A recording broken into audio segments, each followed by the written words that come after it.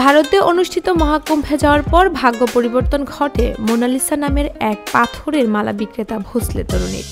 এবার এই তরুণীকে বলিউডের পর্দাতে দেখা যাবে। সম্প্রতি গয়না প্রস্তুতকারক সংস্থার বিজ্ঞাপনী দূত হিসেবেও চুক্তিপত্র সই করেছেন।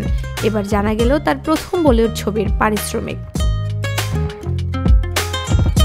ভারতীয় গণমাধ্যমে এক প্রতিবেদনে বলা হয়, দ্য ডায়েরি অব মণিপুর সিনেমায় দেখা যাবে মোনালিসাকে। এই সিনেমার জন্য 21 লাখ টাকা পারিশ্রমিক পাচ্ছেন তিনি। ইতিমধ্যেই অগ্রিম পারিশ্রমিক হিসেবে 1 লাখ টাকা দেওয়া হয়েছে মোনালিসাকে। এদিকে তার গ্ল্যামার অবতার দেখে নেটিজেনদের মাঝে বেশ আলোচনা হচ্ছে। লাইট ক্যামেরা অ্যাকশনের দুনিয়া মানেই গ্ল্যামার। সেই গ্ল্যামারের পরত লেগেছে মহাকুম্ভের মোনালিসার চেহারাতেও। সম্প্রতি এক মালয়ালি অনুষ্ঠানে তা ধরা দিয়েছে। কোঁকড়া চুল, ঝকঝকে ত্বক, মুখে স্নিগ্ধ হাসি। তিনি যে ইতিমধ্যেই বলিউড রেডি সেটা সেই অনুষ্ঠানে যোগ দিয়ে হাবে ভাবে বুঝিয়ে দিলেন।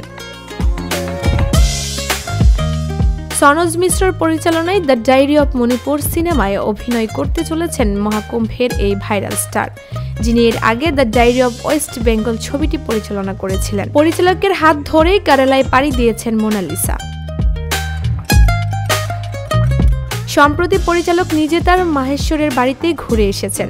সেখান থেকে ছবি পোস্ট করেই সনোজ মিশ্র মোনালিসার বলিউড ডেবিউয়ের খবর দেন।